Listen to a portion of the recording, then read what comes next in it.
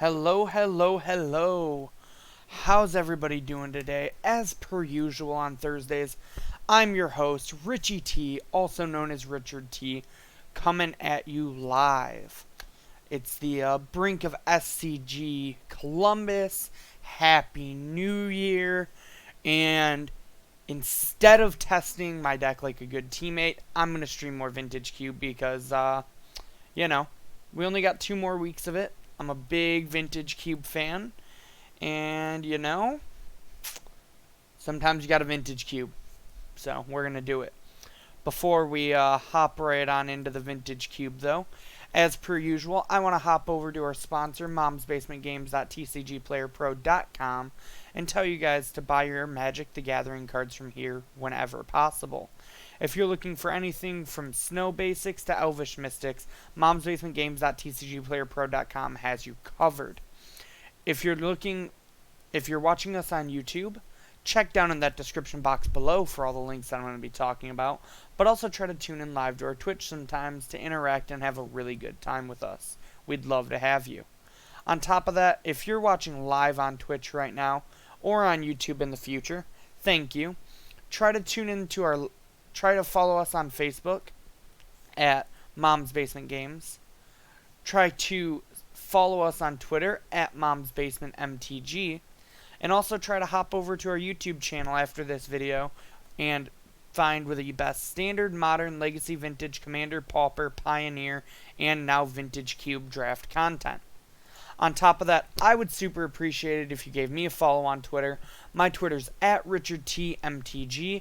I talk magic, memes, League of Legends, music, anything else you want to talk about, hit me up. I'm always willing to chat there. If you're looking for any other forms of social media that you can find us on, you can find us on Instagram at Mom's Basement Games, or you can find me on Instagram at RichieT2196. But with that, how about we get into the thing people actually want to see, which is some more vintage cube action. Hop in, we got 3 of 8, alright, we're up to 4 of 8 in the queue now. Queues have been firing at a pretty consistent pace for me, which is pretty great. Did one a couple days ago with my friends Steve and Brandon. We had an alright green-white deck, and here we go. We're in there. Alright, so Grave Titan and Frost Titan are always solid pickups. Teferi's not bad. Beaumont Courier is actually pretty good for the red deck. Breeding Pool is a solid land. We can take an early Ramunap Excavator if that's the route we want to go. Elves of Deep Shadow is an alright elf. It doesn't make green. Mystical Tutor is a fine card for like Storm. And Windswept Heath, you can never go wrong taking any fetches. So this isn't a great pack all in all. But I know we already did a mono red draft, but I think Beaumont Courier is just like the best card in the pack. Like Windswept Heath is okay, Breeding Pool is a really solid shock, and Tutor's powerful, but Beaumont Courier is just something you're always going to be happy to have in your red deck, to where I can see like end up not playing these cards. So we're going to take a Beaumont and see where we go. Alright, we have an Ashen Rider here for Reanimator, Kozilek for big mana. Blade Splicer's not bad. There is a Lightning Bolt if we want to go the mono red route again. There's a Devoted Druid for the green decks or a Wall for the green decks. But since we took the first pick Beaumont Courier, I'm kind of down for another mono red draft. Mono red is normally a pretty solid archetype, pretty solid deck, so why not try to bolt some people out of the game. So Nahiri is an alright splash if we need it, but I don't typically like to splash colors in this deck. So I think the card we're looking at here is Flametongue Kavu, even though that's not a card I'm super thrilled to play. This is kind of a weak pack overall.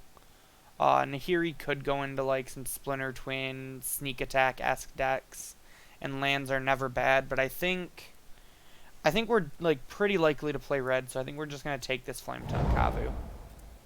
Ooh, maybe This is interesting. We can either stay on the red route with a good 1-drop in Zergo, or we could try to pivot into Storm, or even the green deck seems pretty open with this Raphellos. So I'm one of those people that I don't try to, but if I can stick with my picks I've already taken, I like to. So even though I think Zergo is a weaker card than other cards in this pack, I think we're going to take Zergo and just try to, like, assert our dominance into the red seed. Take Zergo here. Alright, we get rewarded with a Char. A Char is a very solid burn spell. Nothing else really for any of those archetypes we were talking about either. Maybe Mastermind's acquisition for Storm, but that's about it, I think. So pretty happy to take this Char here.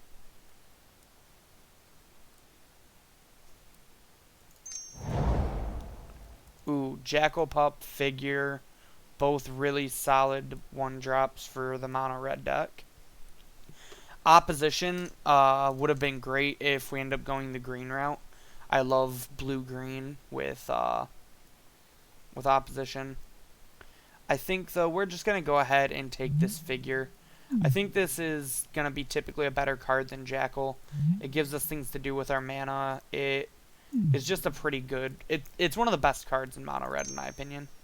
We're actually off to a really good start. We have a lot of 1-drops, which is really where you want to be with the red decks.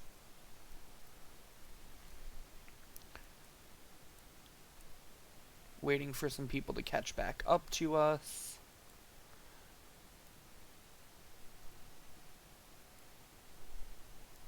So, will I be seeing any of you at SCG Columbus this weekend?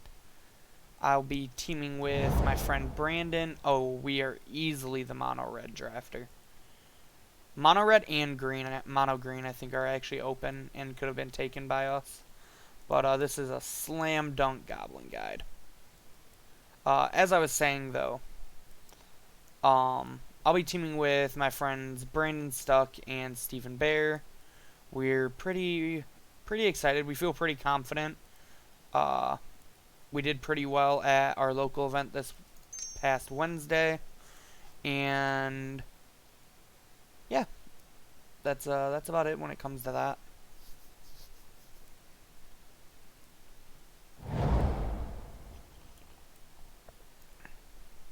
Nothing really interesting here.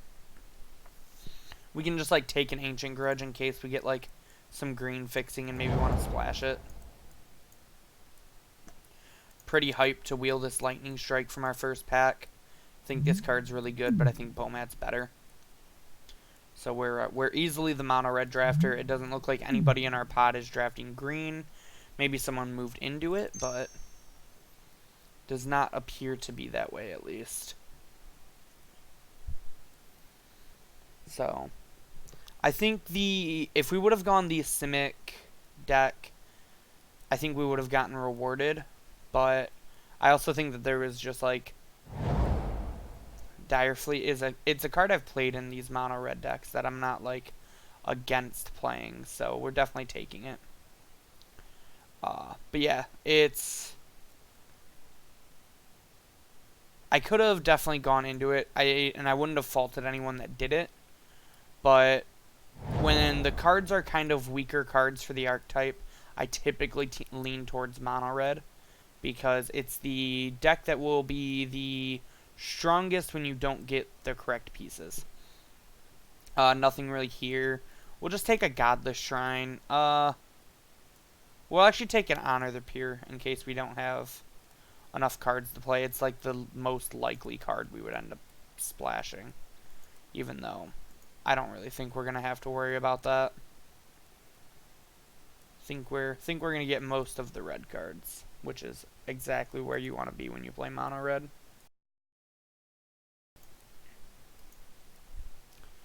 So have any of you guys been vintage cubing? If so, how have they been going for you? Mine have been medium to good. We'll definitely take a Chrome Box and play it in this deck.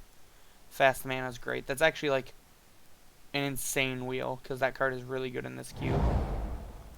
Not really interested in any of these. We could maybe play Leon and Relic Warder, but probably not. Yeah, I've been having kind of a harder time picking up how to play this version of the cube compared to others. And I've had a lot of 1-2s because of it, but you know, we'll get there hopefully. I did have a 2-1 with the deck Steve, Brandon, and I drafted a couple days ago when we were hanging out. I was a pretty medium red, white, or green, white deck in my opinion, but you know, sometimes your deck does what it needs to do. Now this, if we would have seen this pack 1, we would be in a very different spot because we would easily be the Sneak and Show deck. But I think that train has passed us, and I think we're definitely first picking this Burst Lightning. I think it's pretty likely we can wheel a Rekindling Phoenix. It's not like an insane card in this cube. And it's also just like, if we don't wheel it, it's not a card I'm upset about not having. I do think this is kind of a powerful pack, and I think it's pretty likely we get it back. But I don't want to take the risk of not getting it or of taking it and not getting the Burst Lightning, because the Burst Lightning is definitely more splashable, but also the better card for our deck. Alright, so here, I think we're going to definitely go with the Smuggler's Copter. Man, we could have gone so many different directions with this draft. Green and Storm would have been really, really interesting seats for us to be in. I think we're definitely going to take the Copter, though. It's a really good 2-drop for this style of archetype. No other card really screams to me for mono red. I've played Dark Dwellers before, but I really don't like my curve getting that high if I don't have to. Let me take the Copter. Thank you. Alright, in here, nothing really for the red deck, which, you know, we've seen a lot of cards, so it's not super concerning. We'll just something to keep note of.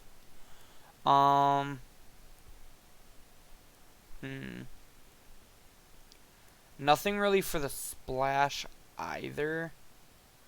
I'm kind of leaning towards this Imperial Recruiter. It's not a card I'd be excited to play, but like I'd pay 4 mana for a Figure of Destiny or any of our like 2 power dudes. I'd pay 4 mana for a 3/3 in mono red if I had to. Okay, just nothing really in that pack, I assume. So we get a Chain Lightning about halfway through, so definitely incentivizes me to stay mono red. If we wheel the Thunder Maw, this is a pretty good top end, but nothing beats cheap burn spells and cheap creatures, so we're going to go with the Chain Lightning here.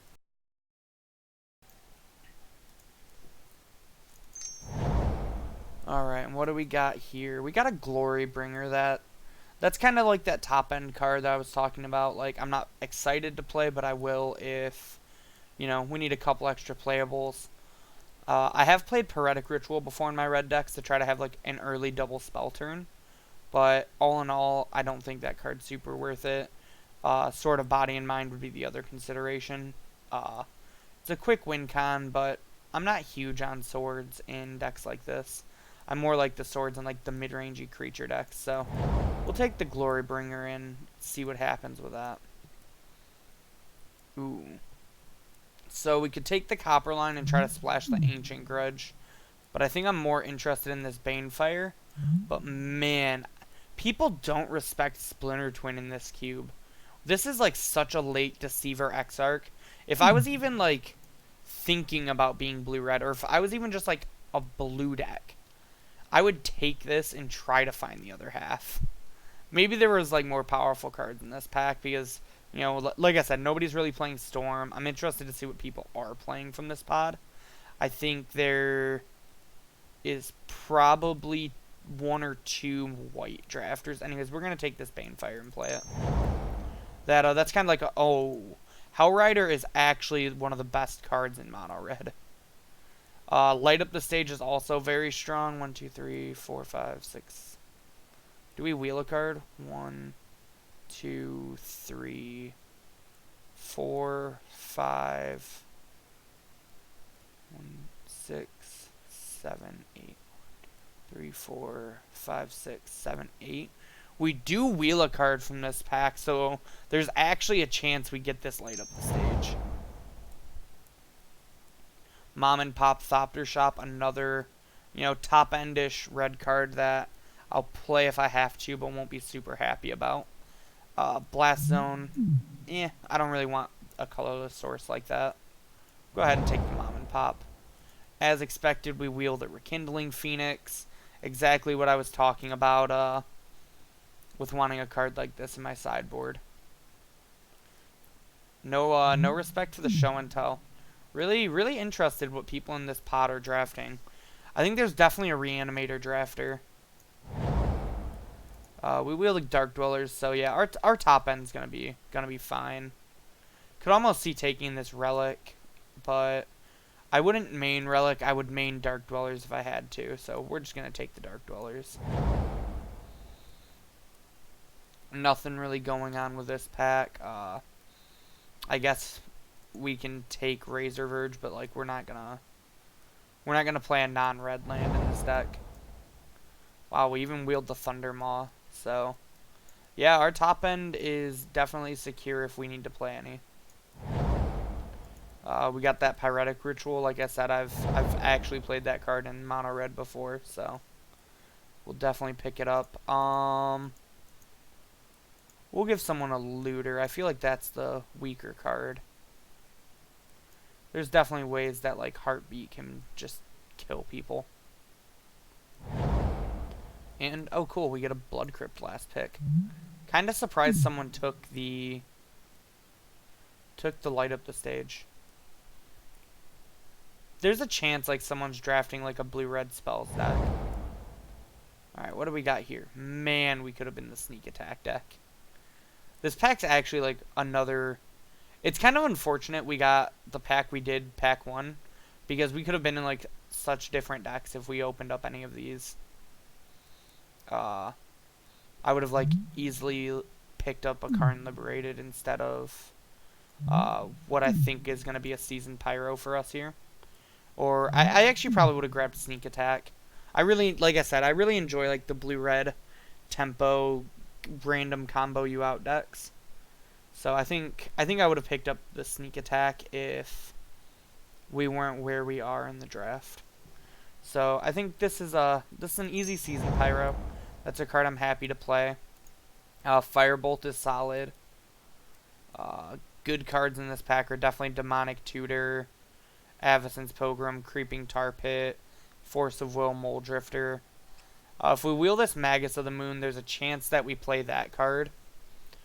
Other than that, nothing I really think we're going to be playing. Pretty sure we have enough playables to where we can just be mono red. So I think that's where we're going to try to be.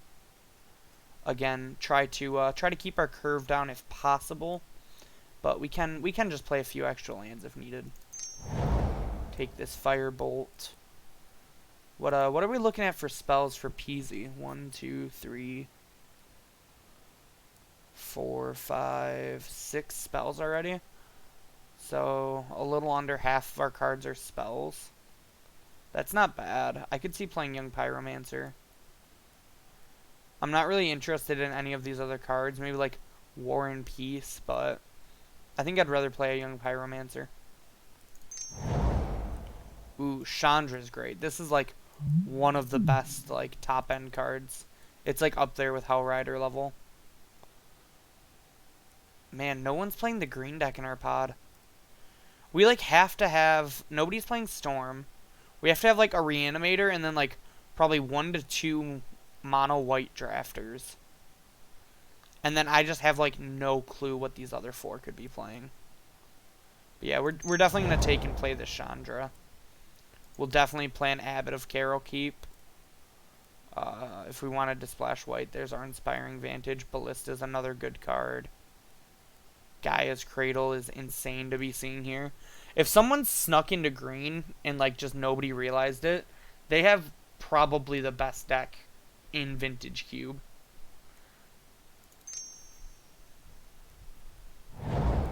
Alright, what do we got here? The Kiki Jiki. The Jeekies of the Kikis. Not really in for any of these. I'll take a Kiki Jiki just for the Maymays. I love this card.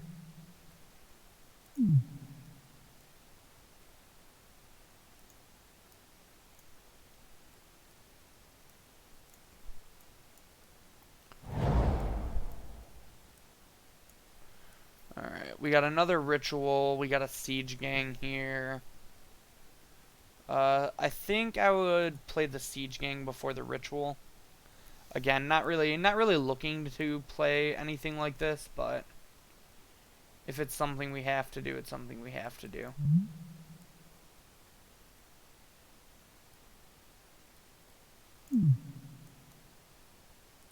Was just reading if this had to be, if like you had to level it up in a certain order. We'll take and play a Bonfire of the Damned. It's kind of like Banefire where it can scale. Nothing else here really screams my name. Maybe the Raging Ravine could have splashed pretty easily.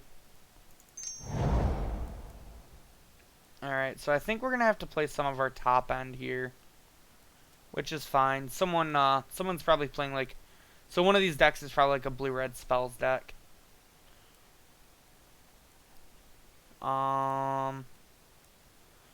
I think we'll take the Feast and Famine.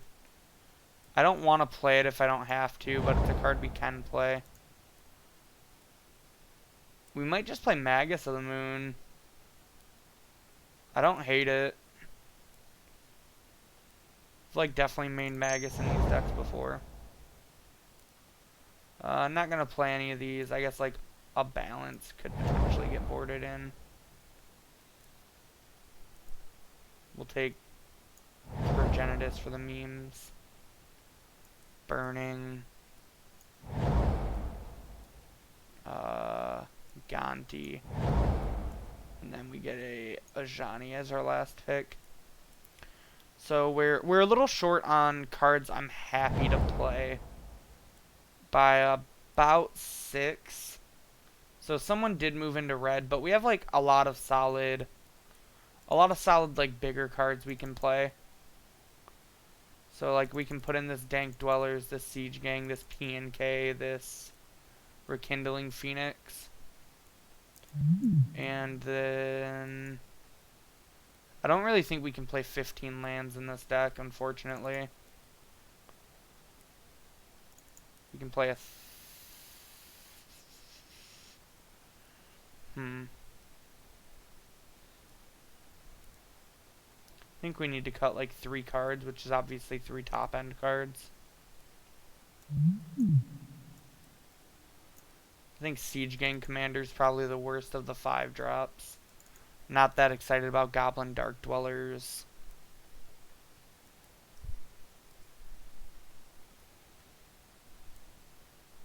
Then I think Flame Tongue Kavu is our next worst one.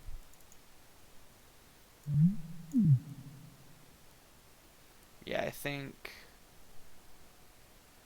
this is what we're looking at for our deck. What's our spell count for the Peasy? 1, 2, 3, 4, 5, 6, 7. That's kind of low. Maybe we don't play the Pyromancer.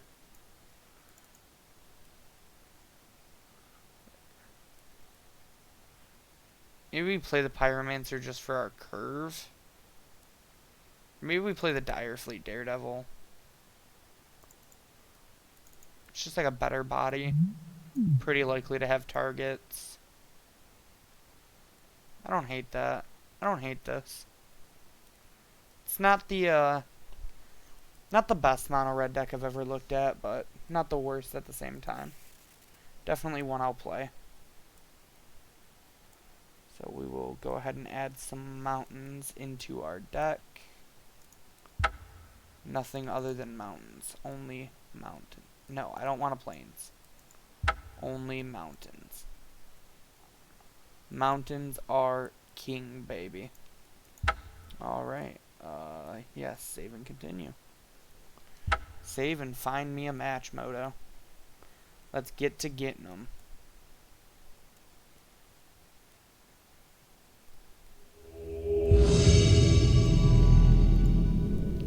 found our opponent pretty quick. Alright, we're going to go ahead and hit him with the GLHF. And we're going to look at our hand that does not have a good one drop, so it will be a mulligan.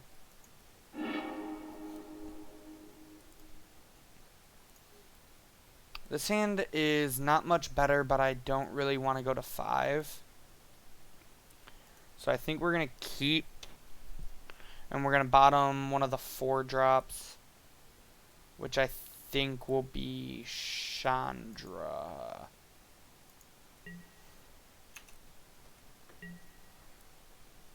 So this hand might just run out a Dire Fleet Daredevil on 2 if we draw our land. Okay, here's a white drafter. So, we actually get a turn 1 play because they played a Mother of Runes. We were going to Burst Lightning the Mother of Runes into Student. Okay, that's not bad. I'm pretty happy just like going Beaumont Bolt, attack for 1, get some cards under Beaumont. Beaumont's not going to be the greatest in a matchup like this. Oh, well that's upsetting. Yikes. Come on, Abbott, hit me a land, baby. Yikes. That's not a land. So if we find our 3rd land, we're still in business, but Ballista for 2 from the opponent. Shoots down our Abbott, they get in for 1. Got it, opponent. Land. Alright. Well, as bad as this feels, I really need to just like dig and also get some bodies.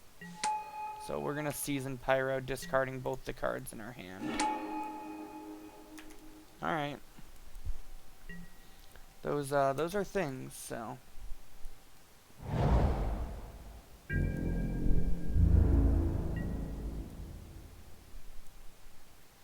Our opponent's deck seems pretty solid. Alright, back to us. We're gonna play our land. And I think we will attempt to Chain Lightning the Fairground Warden to get back our Beaumont Courier.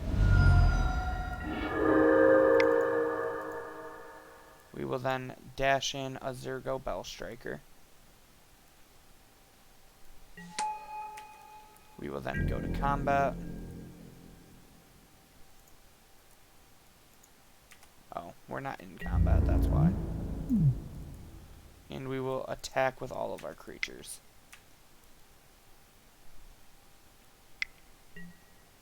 Opponent puts a counter on Ballista, and I assume shoots our Beaumont. No, lets it happen. Interesting. So before damage, we will sack Beaumont Courier to draw a card. And the opponent will ping a token. Ooh, that's a good one. And then Zergo will come back to our hand. Opponent's kind of flooding out, so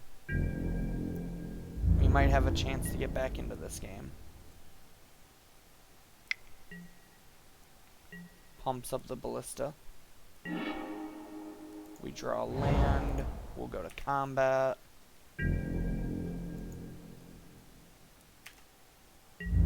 We'll attack for 2.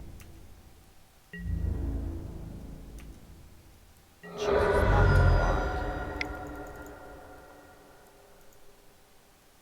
We'll then play a Rekindling Phoenix and a Zergo. And then we will say, ooh, we'll get Mana Tithed. Definitely glad we played the Rekindling Phoenix first then. That would have been big sad.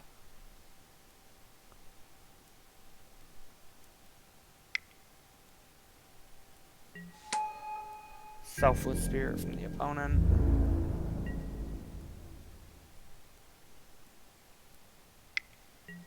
And pump the Ballista. Copter's a solid draw.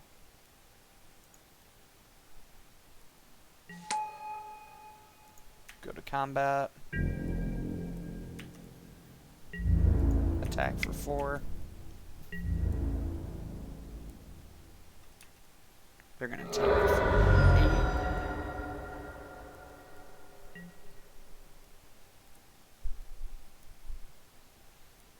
And now we get to start pressuring the ballista, because they have to choose between killing the Rekindling Phoenix or, well, now it's pretty easy. You just kill the Phoenix and block the Copter with Selfless Spirit, but we're fine with that.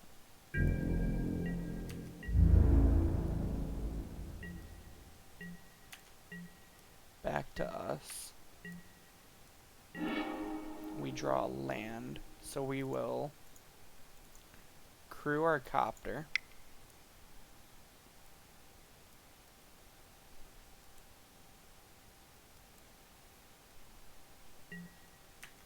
Attempt to go to combat.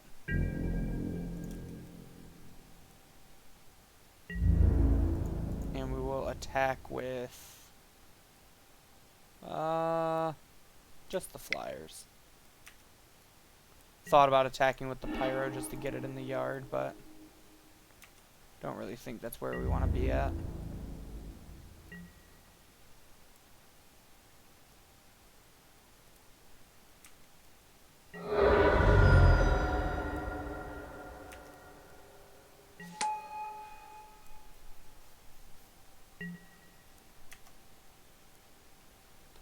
Now if the opponent wants, they can trade in their ballista for the Copter. Choose to kill our token. And chooses not to kill the Copter. Makes sense, you can just ping it next turn. Uh-oh. We don't want them having lifelink.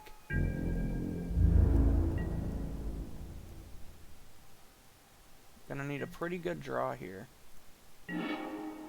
Oh my god, we didn't play our land. And we could have Bane fired for lethal.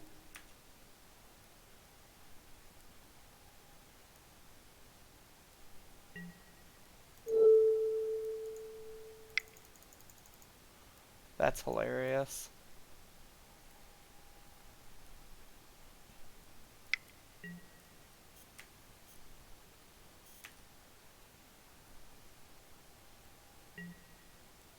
Yep, you pinged your token. I think they're still dead to this Copter, though.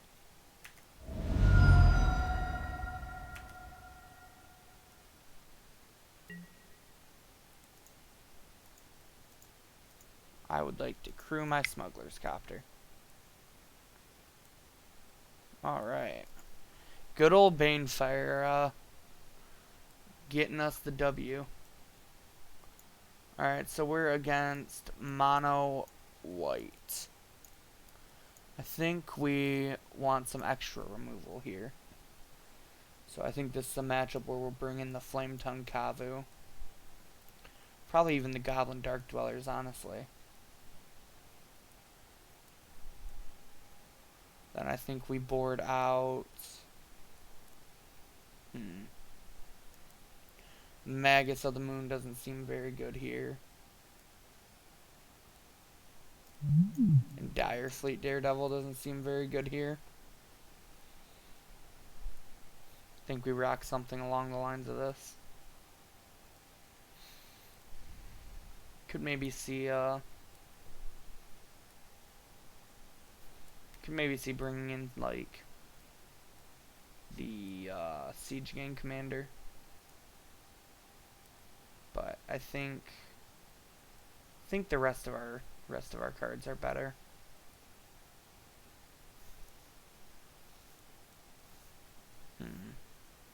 Yeah, I think we're gonna go ahead and do this. Just bring in a little extra removal spells. This hand's not great, but I don't think it's mulliganable. Man, Mom on 1 again. This game's gonna be a lot harder without a removal spell for that turn 1 Mother of Runes. Pretty unlucky. Ooh. They're really protecting everything. Okay. So we can Chrome Mox.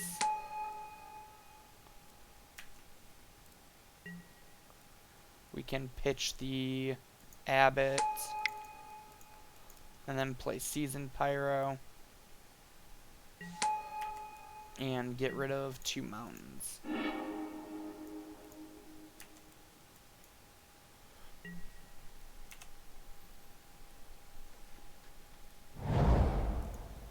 Caracas from the opponent. We're facing White Hawk. Not surprising that they would draft a mono white deck.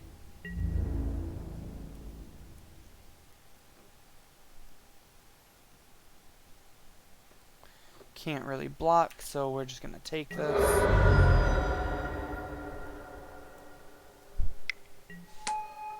Uh-oh, that's gonna kill us. Think we just have to go with P and K Nalar. That way we have blockers.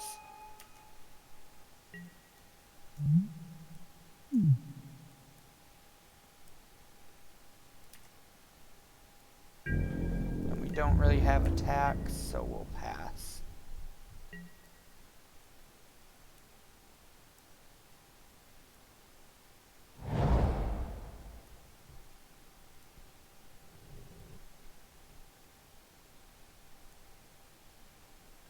Can we win from here?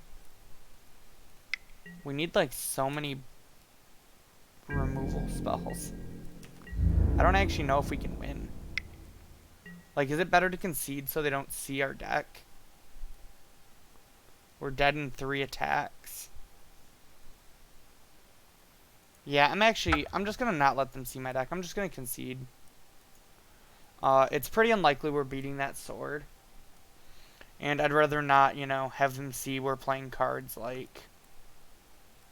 what's the card? Where is it? I'd rather not have them see that we're playing things like Glorybringer or anything like that. Just better to conceal information. Do I think we're changing anything going into game 3? Probably not.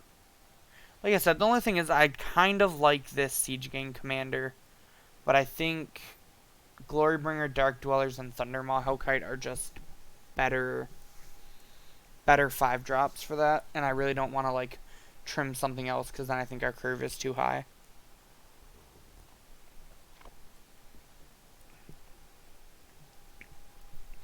I'm already like not super happy to be playing 3 5-drops, let alone bringing in a 4th.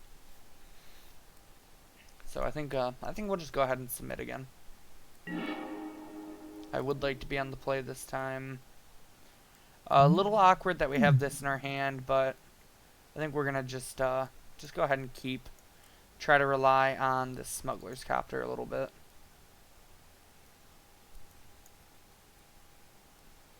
Opponent mulligans. Mulligans to 5. Mulligans to 4.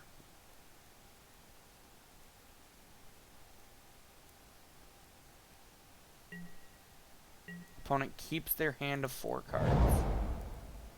Well, I think we just want to try to punish our opponent when they mulligan like that. So we're just gonna like send it upstairs turn 1.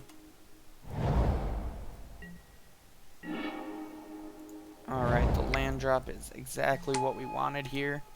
Play a turn 2 Smuggler's Copter. Opponent plays a Walking Ballista for 1. And I will then play a Seasoned Pyromancer. And we'll get rid of Bonfire and a land, I think, here.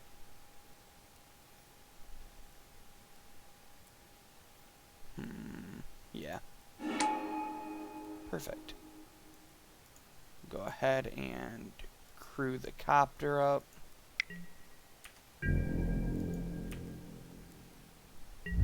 Get in there for 3. We have enough cards, it's worth looting. Get rid of a land. Opponent falls to 14. And we'll pass it on over to them.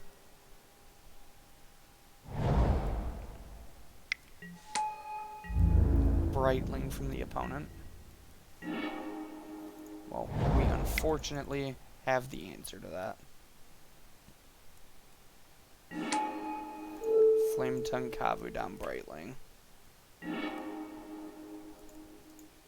Then we will crew the copter with Flame Tongue Kavu. Get in there.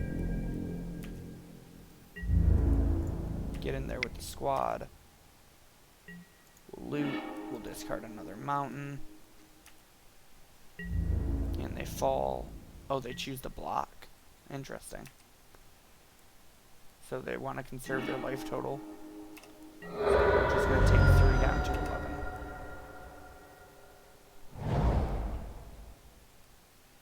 Land from the opponent. Into Fairgrounds, taking our Flame Tongue.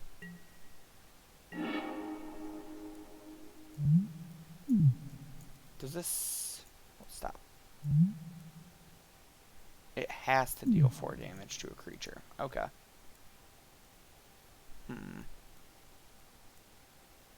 Well, in that case, I think we're just going to crew up the copter. We might just try to, like, burn our opponent out from this point. Attack with copter. Trigger, discard a mountain. That'll, definitely help with the burnout plan.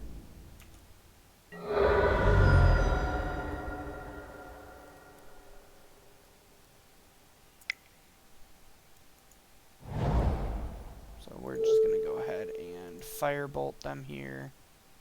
And pass it around.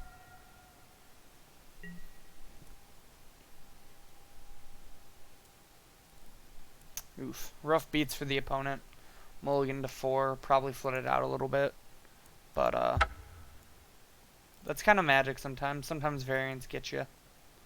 And especially when you're playing a deck like this, you try to punish people for their variants. And we start off 1-0. Alright, hit our opponent with the GLHF, like usual.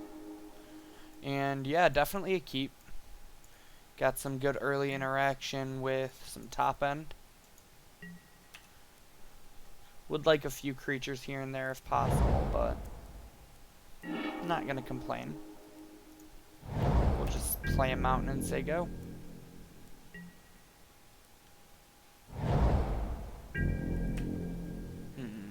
I think we'll hold these bolts for now.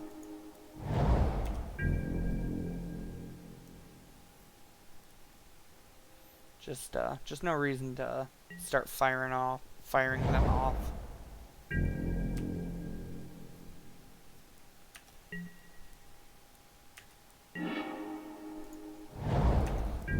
End of turn, we're probably going to 6 our opponent.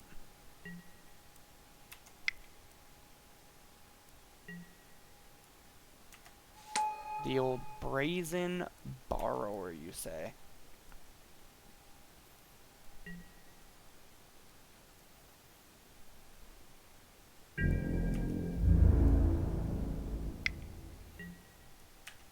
Gonna use our life total as a little bit of a resource here. Are we actually? I actually don't think we are. I think we're just gonna try to lightning strike this now.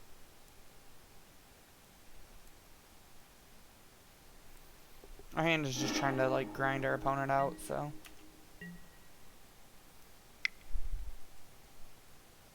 What you got, opponent? Stonecoil for 3. Well, unfortunately, that can still be lightning bolted for you. I'm better sleeping on my own, 'cause if you like the way you look that much, baby, you should go and love yourself. Play Chandra because she'll let us curve out into Glorybringer next turn. Just go ahead and get some 2 damage on our opponent. Say go. We got this Banefire in our hand that we can always fire off as needed. Portal.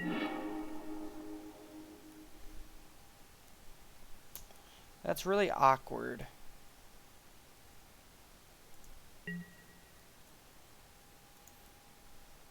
I think we're going to just add 2 red.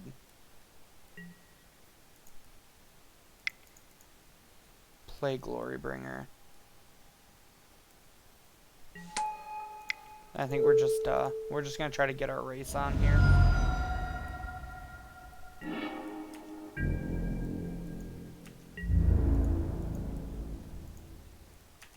Attack the opponent for 4.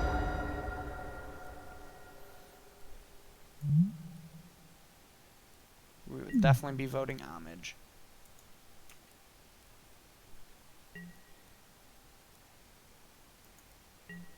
You can go ahead and draw your extra card, opponent.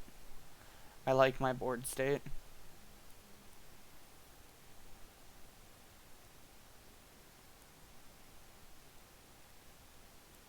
We do have like 7 points of burn in our hand.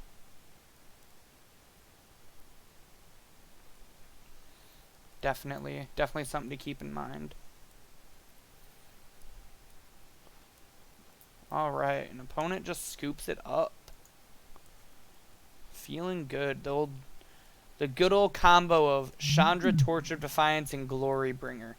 Winning games since 2018. Alrighty, so what are we looking to sideboard against, like, Grixis artifacts?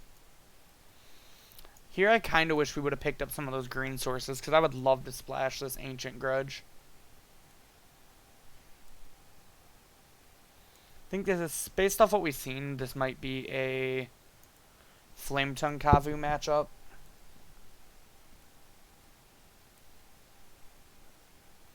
Don't really think this is going to be a Thundermaw Hellkite matchup.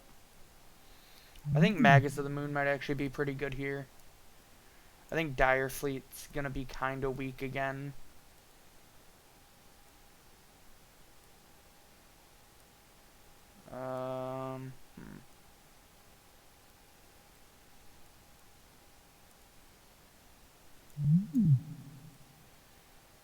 I think this might actually be a matchup where we board in the Ritual.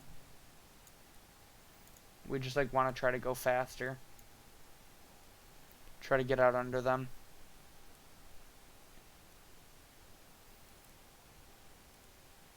This could be a sword matchup too. I could see trying to like strip them from cards. But I'm not sold on that. I think I'm pretty sold on trying the Ritual this game.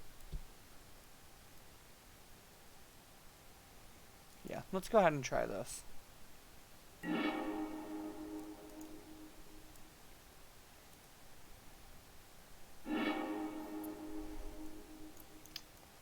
Well, this hand plays a really early Beaumont Courier. I'm not one for mulliganing a turn 1 creature, especially when it's good as Beaumont. So we'll just we'll get our Corian on. Might play this Chrome Mox kind of early, actually, depending on what goes on. So if we pop our Beaumont, we don't lose as many cards.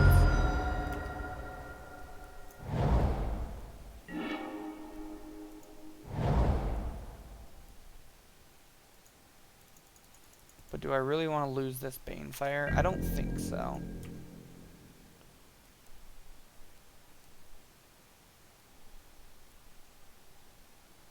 I think we'd rather just try to get in there. Basically, these 2 cards aren't worth the Beaumont Courier yet. Opponent's in the tank here. Maybe they have a removal spell. In which case, you know, rule still applies. They don't. Interesting. Go ahead, opponent.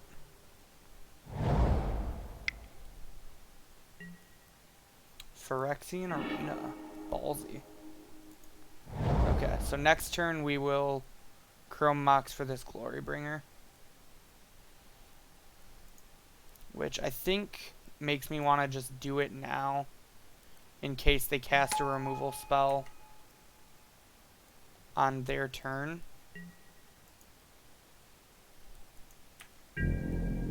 Because I think I would actually trade the Glorybringer for 3 cards.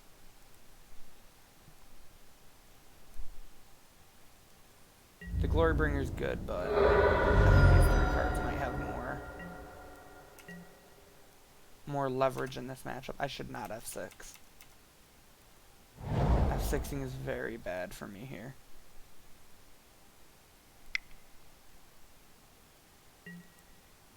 Get ready.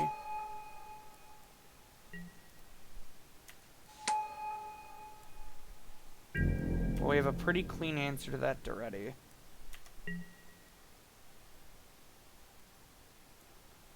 We just go ahead and char the token here.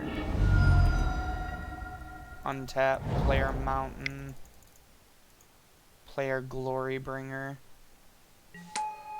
Hopefully our opponent doesn't have a removal spell this turn. Because now, like, popping the Bomat's easy.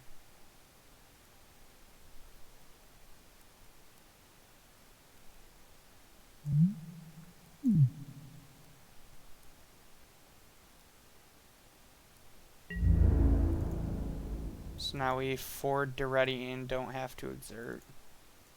We attack our opponent for 1 with the Bomat.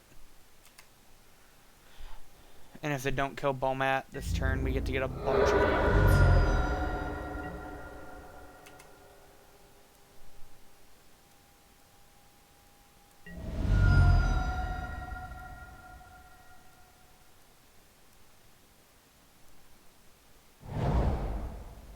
I didn't even know Phyrexian Arena was in the cube, but it makes sense. Card's really good. They kill the Glorybringer. Come on, don't be a removal spell for Beaumont. Dang it. That's really bad for us, actually. That might get them back in this game. Yikes. Yeah, they probably stabilized here. Kind of unlucky that we drew like 3 lands in a row. And the one turn that we tap out to answer their Planeswalker, they followed up with double removal spell.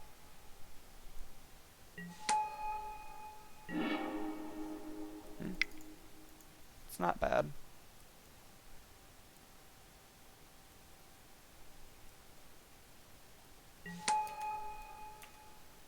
Abbott hits.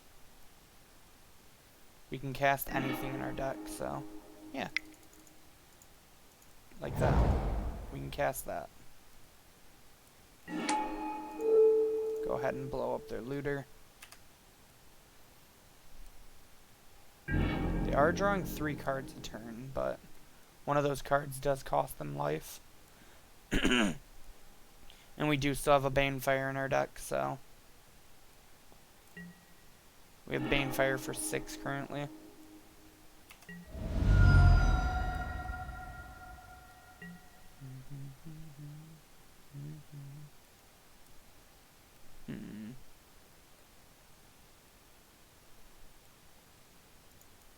I'm gonna vote Homage, but it was kind of tempting to vote Carnage, honestly.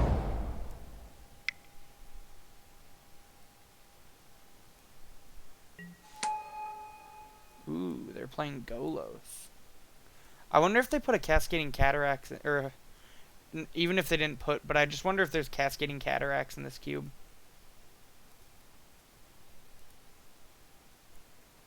I really hope so, because that's like one of my favorite combos. I love Golos and Cascading Cataracts. They grab a Manland. Well, what if I play a Chandra? Trigger Prowess.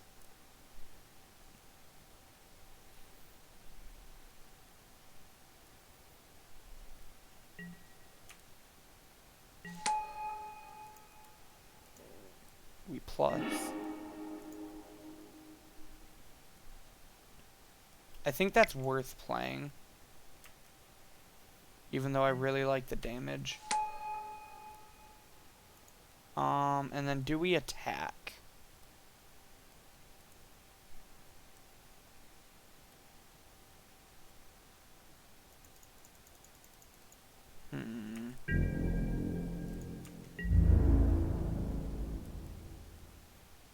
What are the odds that this gets bigger than 4? Kind of high with Copter. Alright, well, we won't attack for a turn, I guess.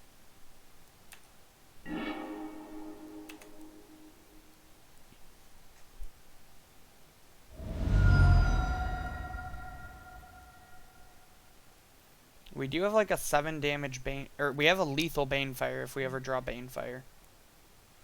I will vote Homage. You can draw cards, opponent.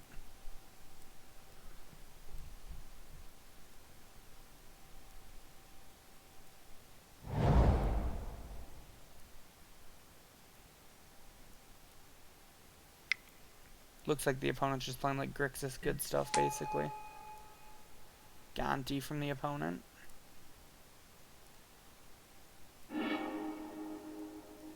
Wonder what they hit. Oh, did they hit nothing? Wait, what?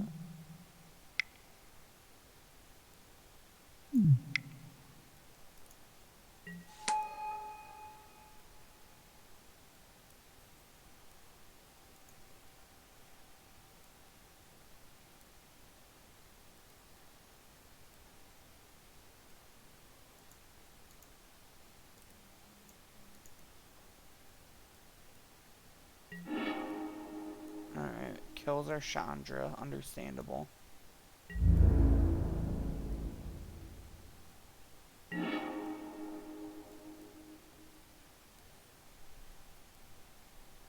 Alright, well, we're gonna go ahead and crew up the Copter.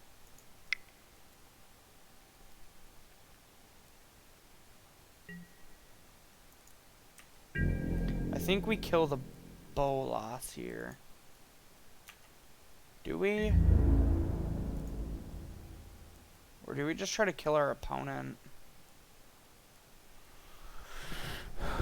We're like a good burn spell away from them being dead. If they plus, I don't super care because I have 2 lands in hand. Yeah, we're actually going to attack our opponent.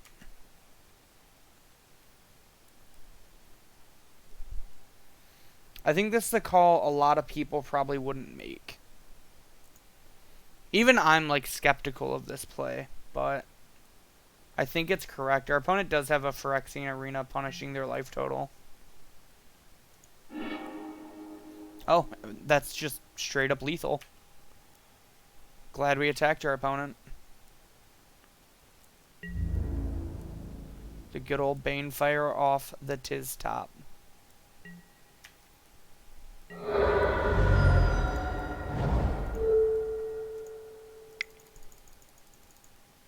And boom. Banefire for 7 cannot be countered. GG's opponent.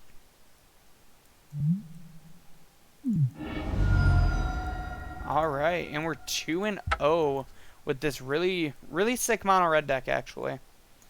My Trivenaut has been pretty solid so far, so can't complain. We found ourselves an opponent. We won the die roll. We'll GLHF them, and we will choose to be on the play. Yeah.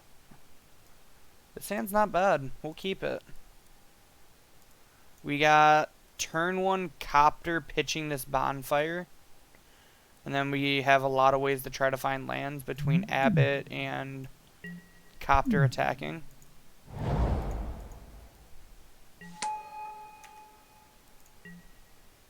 I will exile Bonfire of the Damned and play Smuggler's Copter.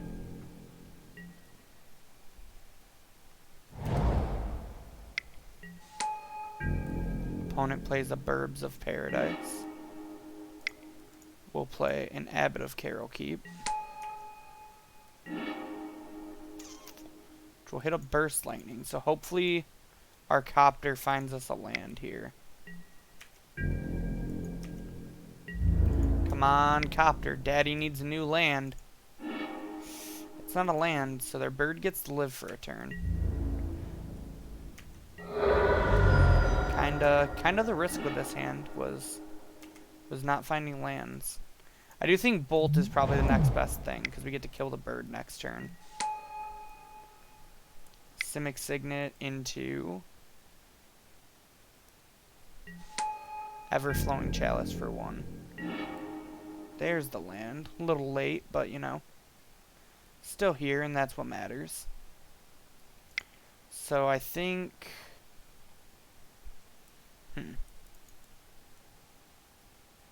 What do we want to do here?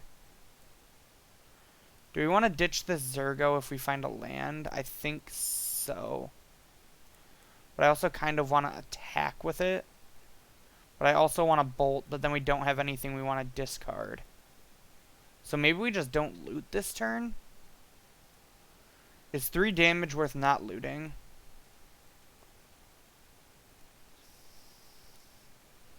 I don't actually think so. Alright, here's what we'll do. We'll bolt the bird.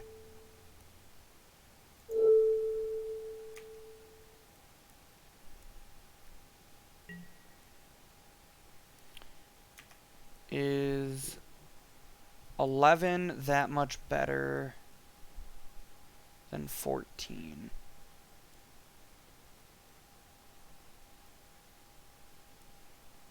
The more I think about it, the more I think it might actually be.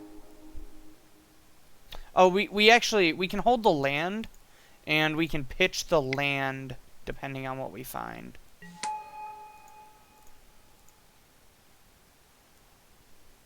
No, that doesn't work. We're not gonna loot. I know I say we always loot, but we want this Chandra so much more than we want any other card in our deck. So that's the reasoning behind not looting this turn. Is I can't actually imagine a card better than this Chandra.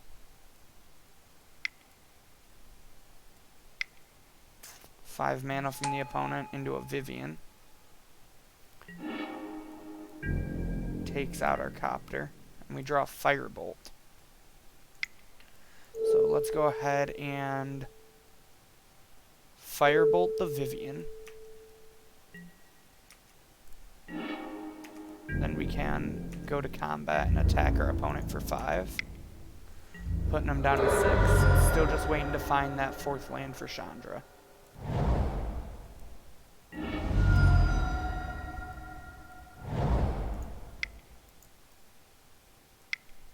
Six mana. What you got, opponent? A big ballista. Something rather unfortunate for me. Well, there's our 4th land. So what if we go to combat and attack? Does he choose the block? He does. Which is fine. That means they have 2 cards in hand versus me having an active Chandra in play. We cannot cast that. Kind of unfortunate. That's like the best card in our deck, I think. But I think we're in a good spot currently. 7 mana. What you got for 7, opponent? Ooh, Finale for 5. Wonder what they're getting. They might have just done it for like max and are looking to see what they want. They decide that there's nothing that gets them out of this and concede. Alright, so we are 1 win away from getting ourselves a trophy.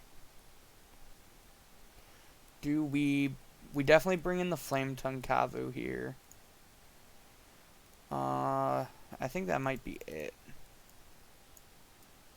What do we take out? Probably the Rekindling Phoenix, I'm thinking. think that's just like our weakest card. Maybe the Magus. Dire Fleet also doesn't seem very good.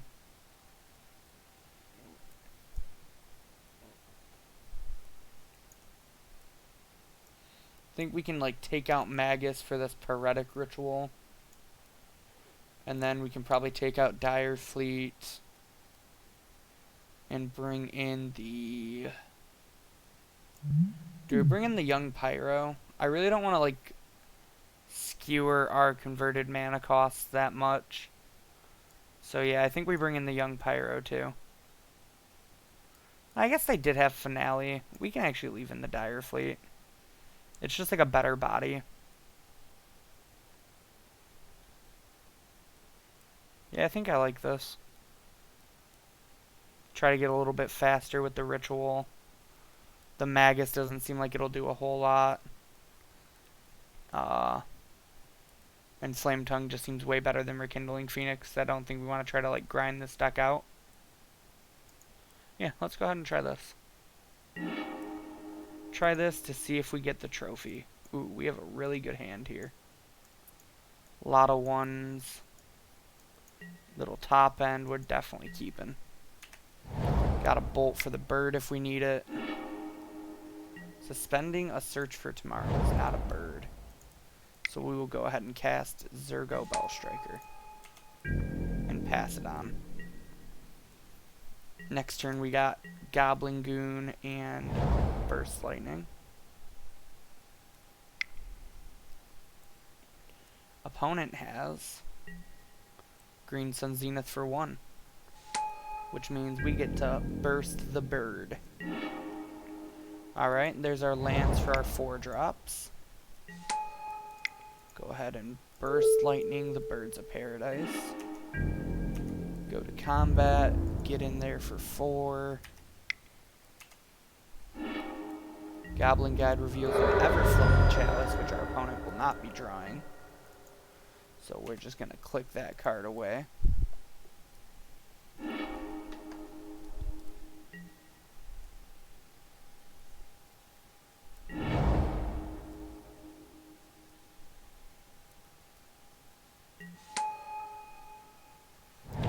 Mana Crypt. That's not good. Our opponent has a lot of good cards.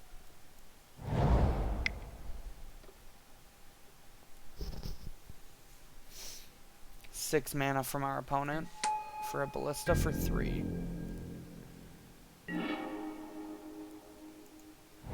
Kind of unfortunate that they have the Ballista that turn.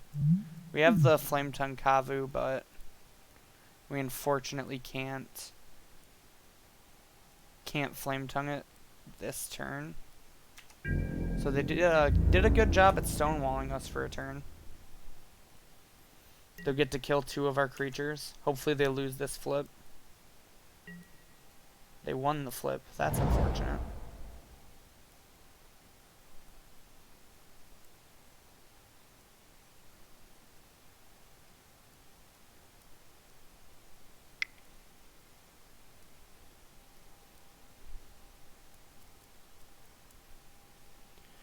So our plan is Flame Tongue Kavu the Ballista, attack with whatever creature they don't kill unless they choose to let us keep the Flame Tongue, but that seems weird because what if we double block? We get blown out by a removal spell.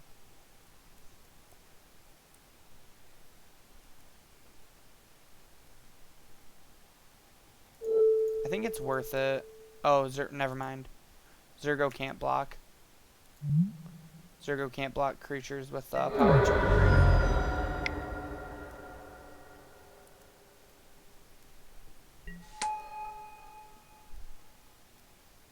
They have their own Goonling Guide.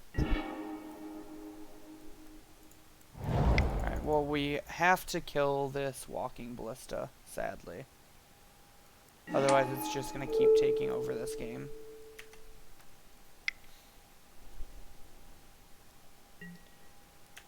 So now we're in... Our opponent has 1 card to our 3.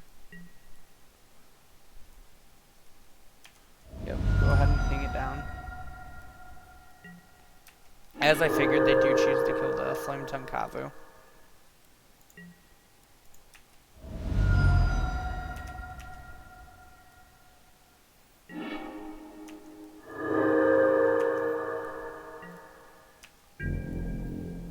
And I don't think I'm willing to trade Goblin Guides, since next turn I P&K and then can sack the P&K.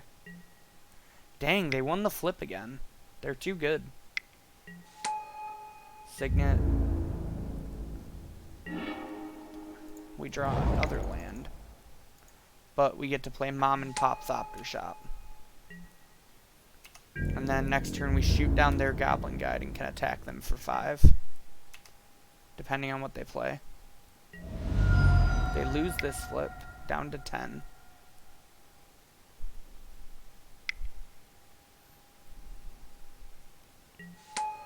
Nissa who shakes the world. That's not that great for us. So I think what we might end up doing, we're definitely gonna take this. I think we might just be on the Thopter burn plan.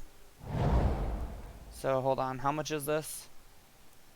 4, 5, 6, 7, 8, 9, 10. That's actually 10 right there. Yeah, so the Thopter burn plan actually works. Gonna attack our opponent for 2. And then say go.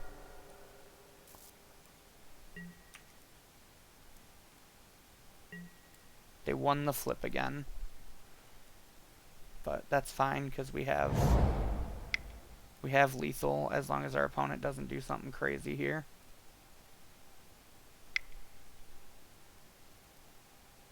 This looks crazy.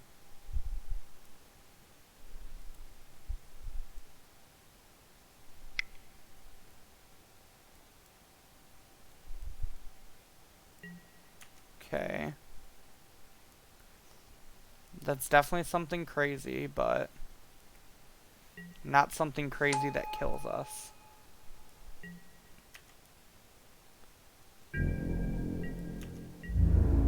So outside of our opponent drawing 4 drawing counter spells off that.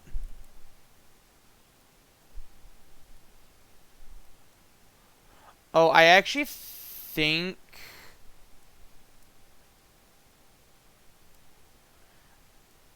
it was better for me to have Firebolted last turn because the Thopters could attack. But like now I'm set to throwing the Thopters because... Wait, no, let me make sure I do this right. This, target them, pay 3, sack a Thopter.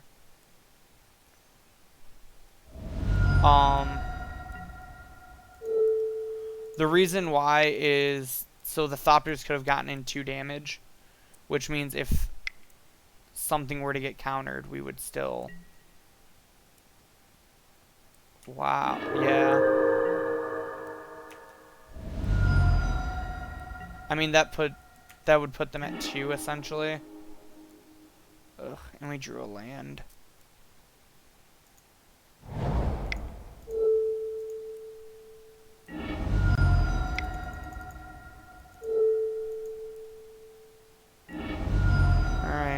We sack 4 lands. Leaves us with 1, 2, 3 in play. We block. We block. We take 3, 6, 8. We're still dead. Wow. Kind of unfortunate for us to lose that game there.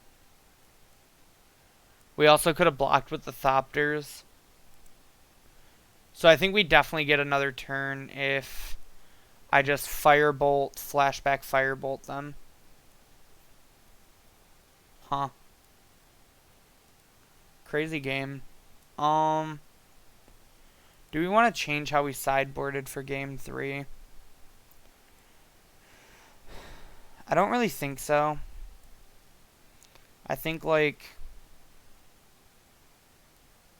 just need to... I think being on the play is huge in this matchup. Because, like, we were in a top deck battle and they just happened to top deck a freaking Kozilek. Yeah, this hand is a turn 2 Seasoned Pyro. I'll keep this. We don't have a turn 1 play with this hand, but that's fine.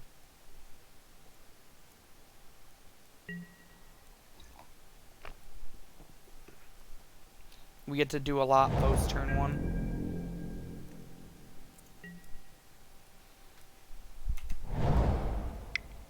Opponent has a mana dork. Oh, maybe not. Oh no. That's worse than a mana dork. 3 mana. Is this just like Search for Tomorrow into mana dork? Everflowing Chalice for 1.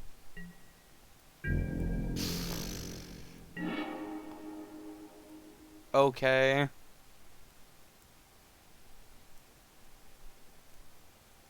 So they sideboarded into an Oath of Druids deck. What do we even do? Like, they've had the nut. They had their nut hand. We have to, like, hope they hit a mana dork, I guess. Like, we can't just, like, char them.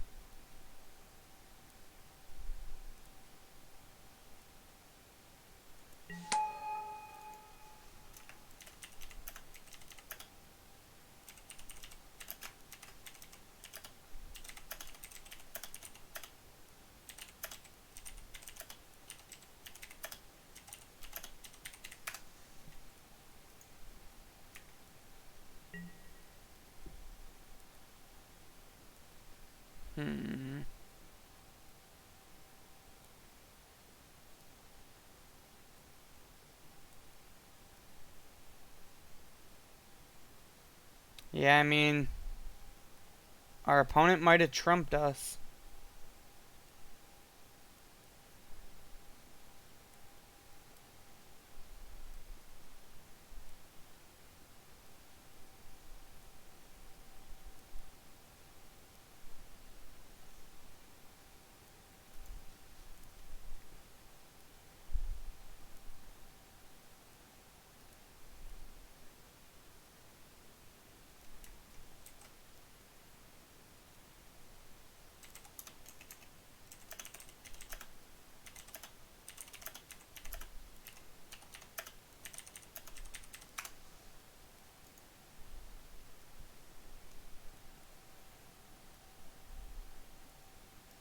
I think we have to pitch the Glorybringer.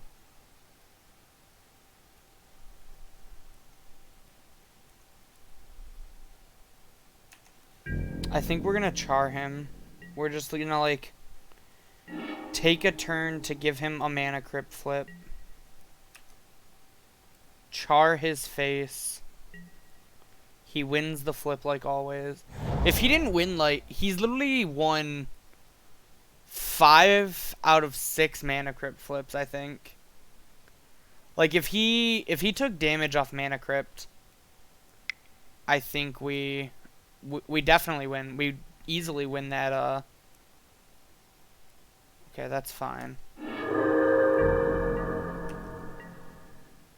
Maybe I'm supposed to char him there. But this just, like, kind of gives us another turn of this game.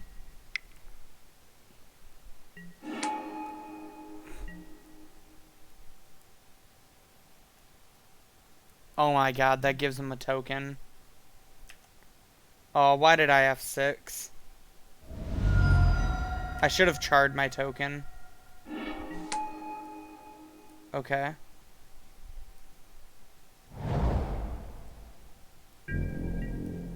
That's a bright side. He actually still has mana dorks in his deck. Alright, so we burst lightning the mana dork. Man, this feels so bad. This feels so risky, but, like, I can't just keep passing. maybe I can. I don't know. This is a rough spot, man. Okay. That's, like, not the worst. Can you lose flips, please? Like, I'm trying so hard here. Ugh. What do I do?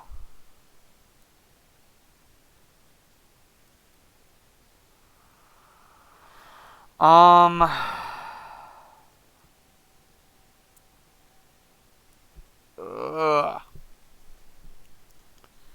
I guess we pass.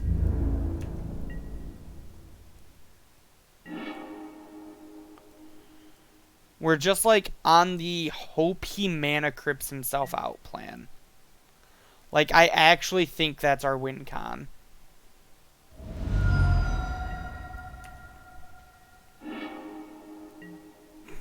Okay.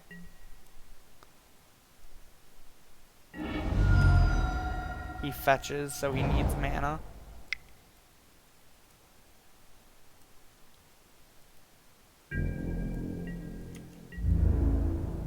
I will not block.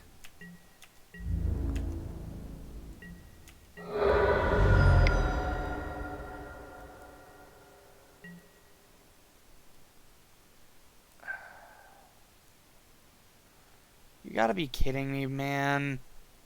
We were so close.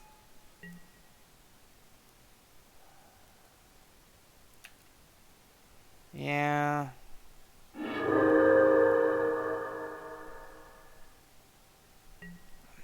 Oath of Druids, post sideboard. Oh, we gotta play to our outs.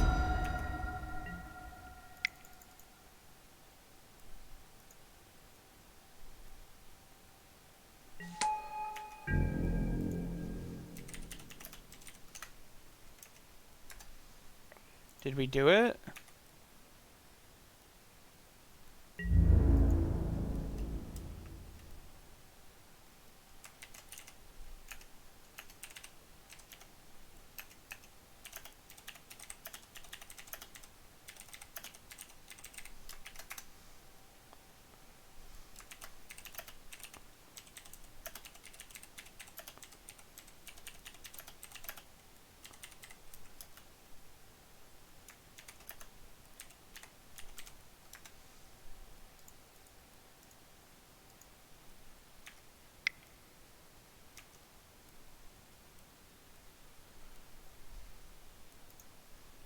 We did it. We got ourselves the 3-0. Got ourselves the trophy in Vintage Cube on stream. That's pretty awesome. The red deck definitely is. I know I've drafted it twice and it's not like the most fun deck to watch, but it's a very effective deck, and like it's what I do when like exactly like what we did this time. I felt very medium about a lot of our early picks, but there were just like medium red cards, and the medium red cards are typically the way to go. I'm gonna take a couple pictures really quick so I can post on social media later.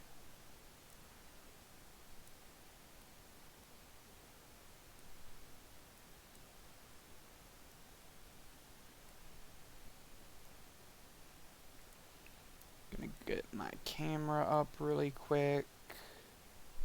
Sorry about this. I know this isn't the most exciting content right now, but you know, your boys gotta be keeping up on social media. Where's our previous deck? Here it is. Oh, is there no way to just view it? That stinks.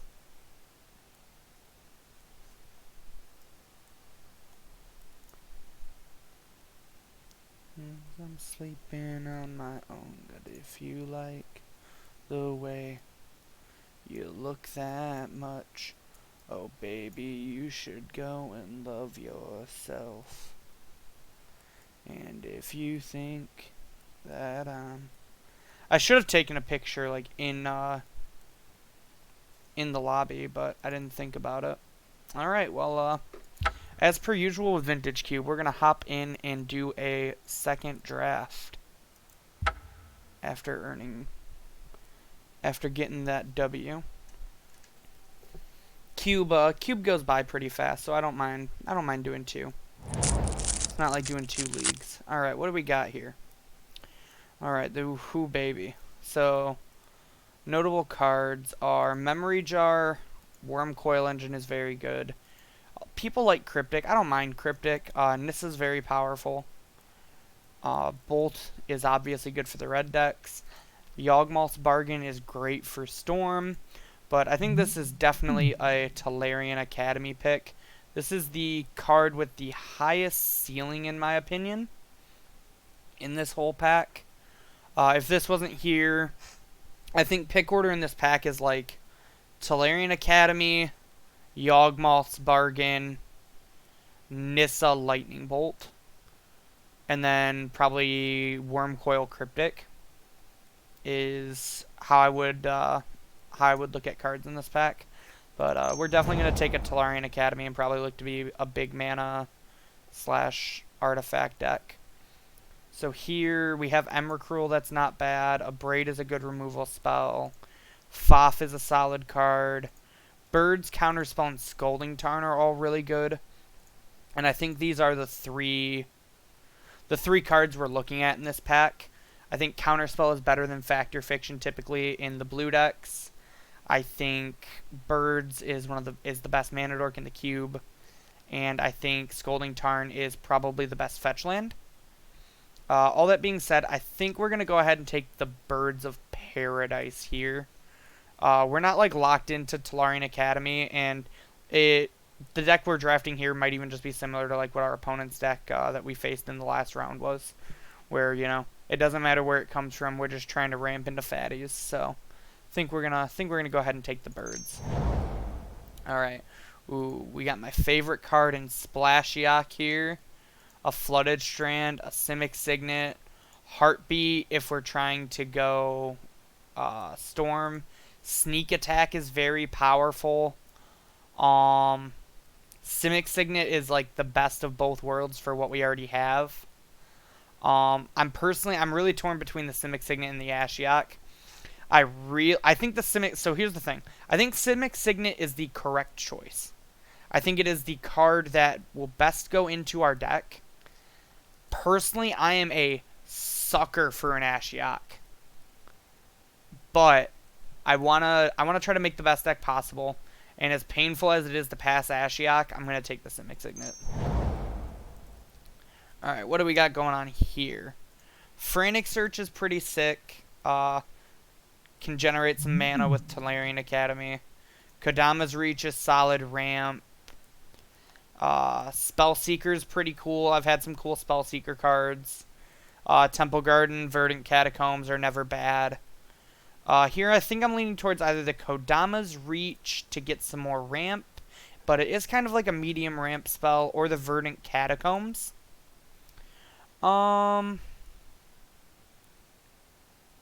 not like ever thrilled to play Kodama's Reach, so I think we're gonna just go ahead and take the Verdant. We're like 99% sure to play green, so this is like a guaranteed fetch for us to play. Alright. What do we got here? We got Carney T, we got Golgari Signet, Wheel of Fortune, Time Spiral is a really good card, E-Witness is good. I think if we were going like E-Witness though, we'd take Time Spiral first. All that being said, I think the Signet is probably the correct choice. I wouldn't fault anybody for taking the Time Spiral, but a green Signet is very powerful for our deck, especially while we have a Tolarian Academy.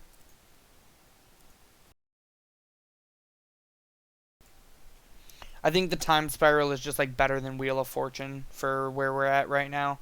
So I think if we were to take an effect like that, we'd take Time Spiral. Alright, what do we got going on here? Impulse is solid. LED isn't bad. We're not like out of going into Storm. Bloodstained Mire isn't really a fetch I'm looking to play in these colors.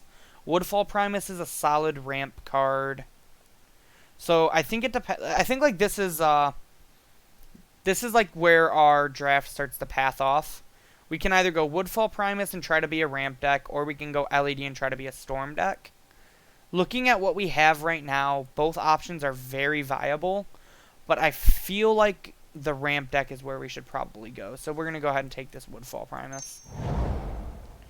Alright, here we got a Kitchen Finks, which is kind of a medium card. Garruk, which is already kind of looking splashable off our Verdant and our Golgari Signet. So I think Garruk is going to be the pick here. Maybe it might actually be Palinchron. Palinchron can go infinite with Talaria pretty easily, and it's not a splash. We need, what is it, 7, 8, 9, 10, 11. If we have 12 mana, this goes infinite. I'm actually in for the Palinchron. I think Palinchron is more likely to see play than Garruk necessarily. Nothing I'm really interested here for our deck that we're drafting. Might just take the land in case we end up splashing a bunch of colors.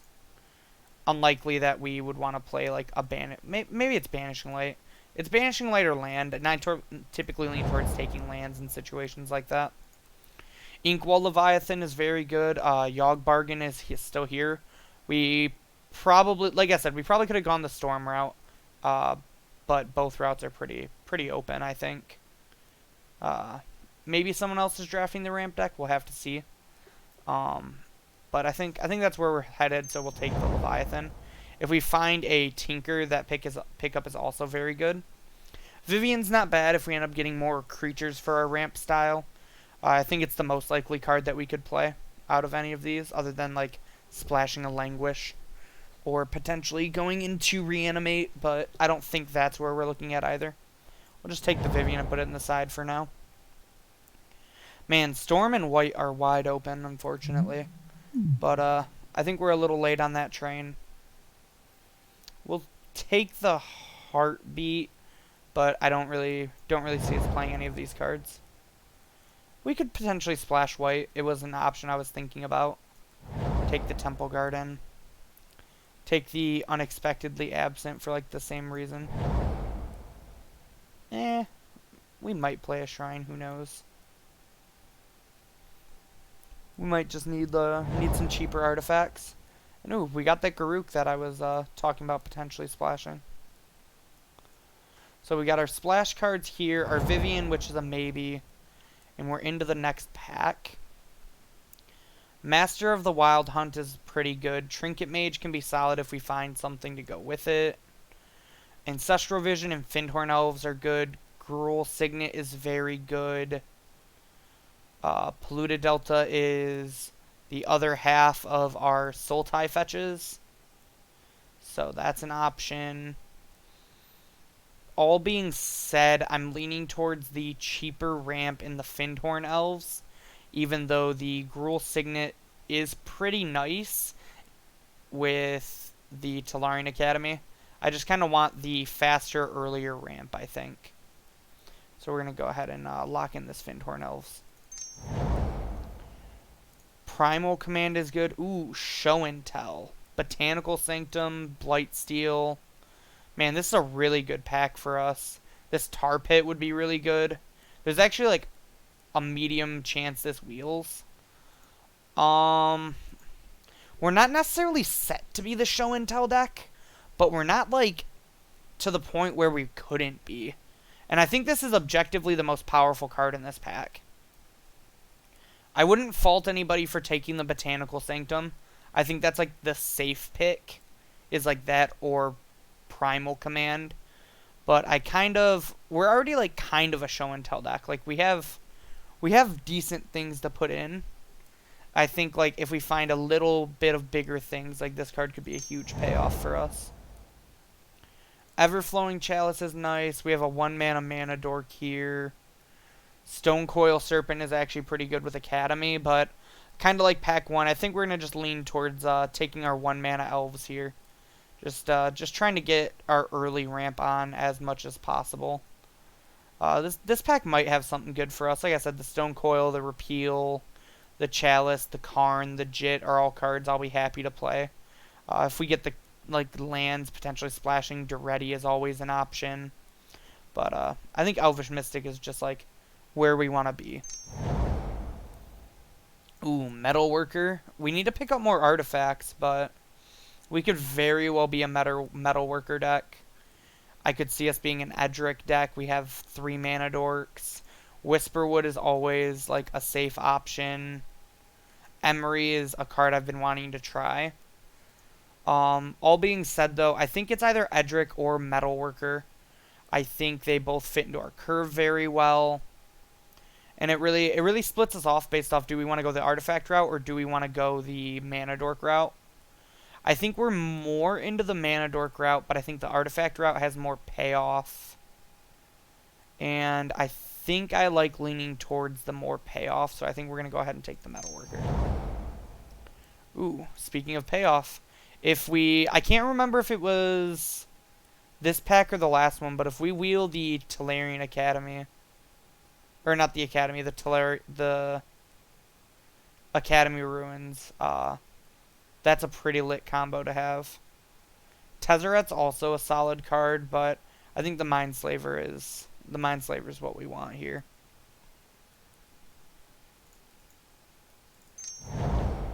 Go ahead and snag that bad boy. Alright, Kuldotha Forgemaster is right where we want to be. 1, 2, 3, 4, 5, 6, 7. We're going to see 2 cards from this pack. Kind of unlikely we get to see the Thirst. But if we somehow wheel the Thirst, that card is also hot for our deck. But Forgemaster is... Now we're starting to pick up the payoffs. If we wheel that Blightsteel Colossus too, that would be insane. That's another card we'd like to wheel.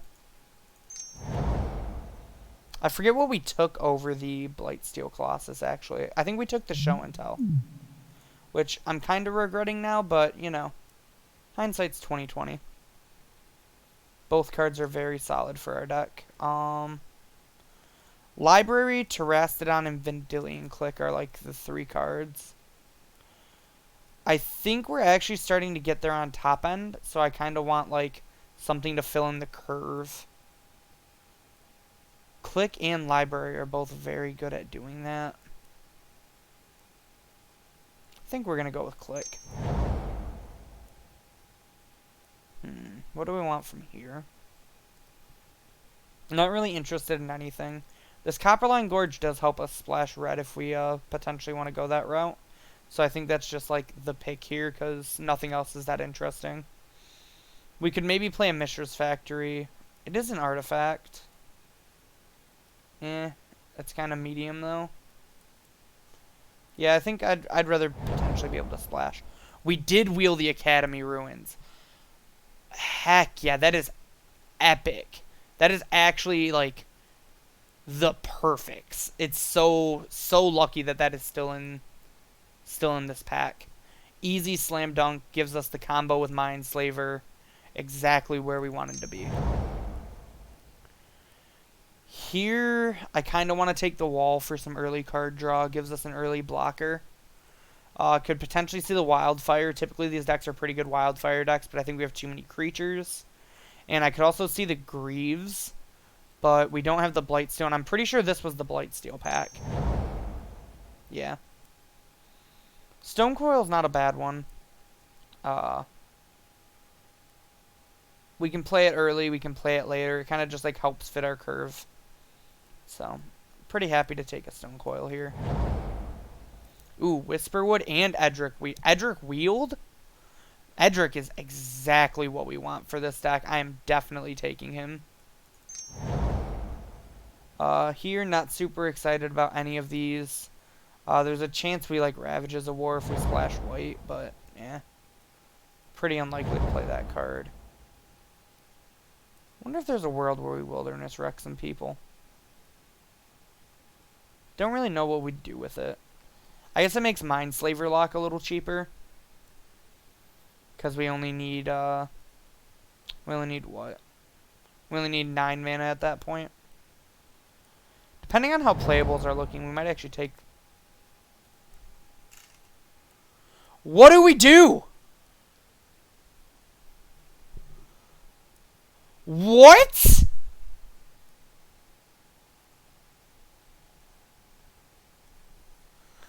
We have Ancestral Recall and Soul Ring in the same pack.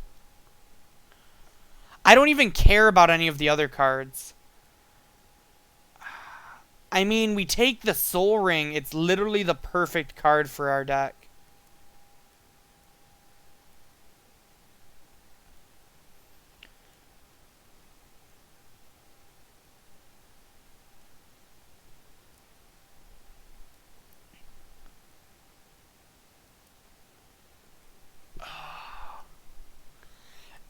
I mean, it's definitely, like, it's Soul Ring every time. But, like, man, it feels bad to pass an Ancestral Recall.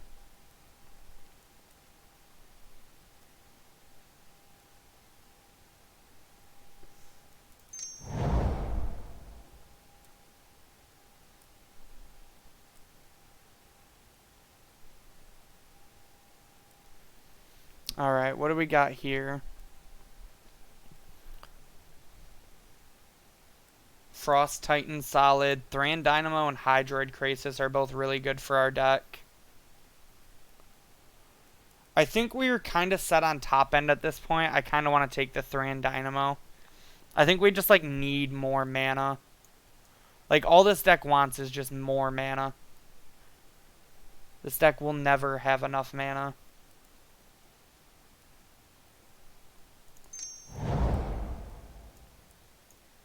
Whoa. Why did it do that? That was weird. I made a spot for it, but it made its own spot. Upheaval. Man, we're such a good Upheaval deck.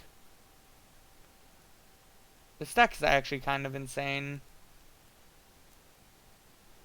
This is like the decks that you... This is like what you live to draft with Vintage Cube.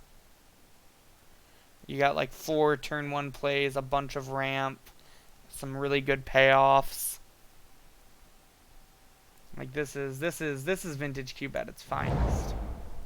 This is Vintage Cube as Richard Garfield intended. Pretty happy to take a Basalt Monolith. Could see a Prismatic Vista here. But, like, our colors are important, but we're not actually, like, that deep. Like, our blue we don't need until late game. So, I think we can make our mana work. And I just want more mana. That's all I want with this deck is more mana. If this wasn't here, though, I could easily see taking the Vista. I just don't think it's likely to wheel. Ooh. We're not a Brain Freeze deck, but man, I wish we were. Maybe just Nature's Claim for the sideboard, I think. Don't really think we're splashing anything. Yeah, Upheaval is insane for this deck. I totally agree. I think we'll just put the claim in the side. Huh.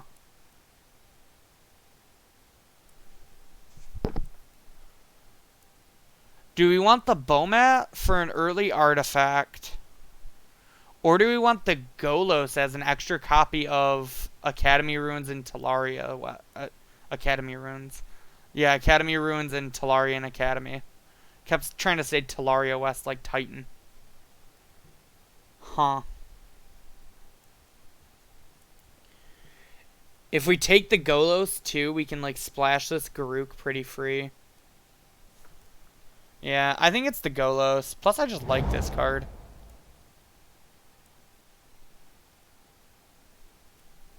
Are we in... We're not an Oath deck, right? There's no way we're an Oath deck. Man, I wish we were an Oath deck, though. We probably just take the Porcelain Legionnaire as a cheap artifact here, I think. Don't really, Oh, wait, no, never mind. There's a Mold Drifter. What am I talking about? I totally just, like, looked over this Mold Drifter. We are slamming a Mold Drifter into our deck quicker than anything I've ever seen. How good's this Workshop? Can we make Workshop work? 1, 2, 3, 4, 5, 6, 7, 8, 9, 10. We have 10 cards for Workshop?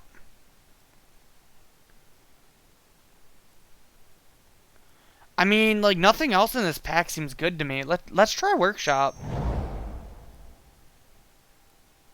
I'll play a Venser. Venser's a good card. Rather play Venser than, like, a random sword. Oh my god, we wield the Hydroid Crisis. Our deck's insane. Do we have to cut a card? 23, 23, 24. No, that's 16 lands. We're definitely a 16 land deck. We have so much early ramp. Yeah, we're taking the Crisis. We're gonna send it. Don't really care about any of these cards. I guess, like, there's a world where maybe we, like, board this card in, but probably not.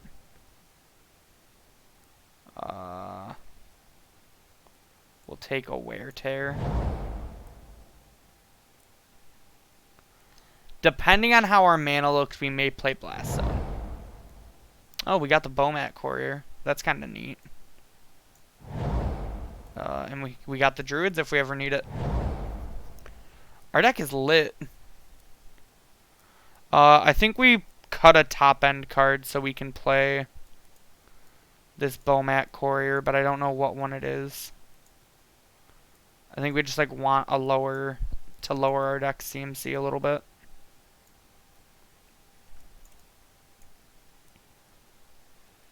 I really don't think we can get away with playing 15 lands. Let's us play this Copperline Gorge.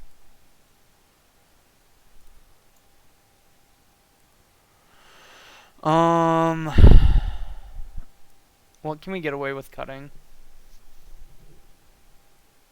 This deck is so sweet. Are we actually a good show and tell deck? What if we just cut show and tell? Call this our deck. The best thing we're, like, show and telling in is, like, an Inkwell Leviathan, and I just, like, don't know if that's good enough. We can always board and show and tell if we're against the deck where, like, they have worse things than us.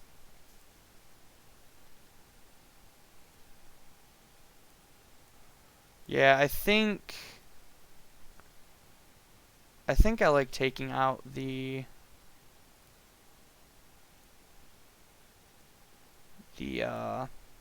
Beaumont, or not the Beaumont, the show and tell. Can we...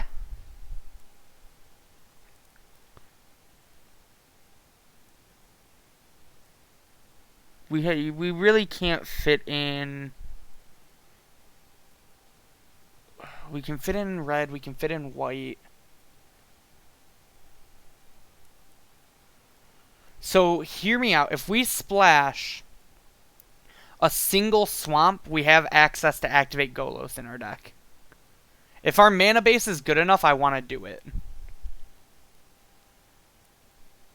Because we have this Temple Garden. So... Alright. We're going to take these lands back out. Oh god, why would you do this to me? 1, 2, 3, 4, 5, 6. Were we really playing all of these? So we get 10 basics. Oh my god, stop that. Alright, so we get 10 basics. Sort by color.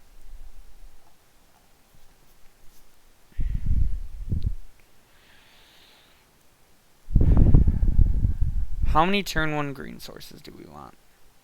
We have 3.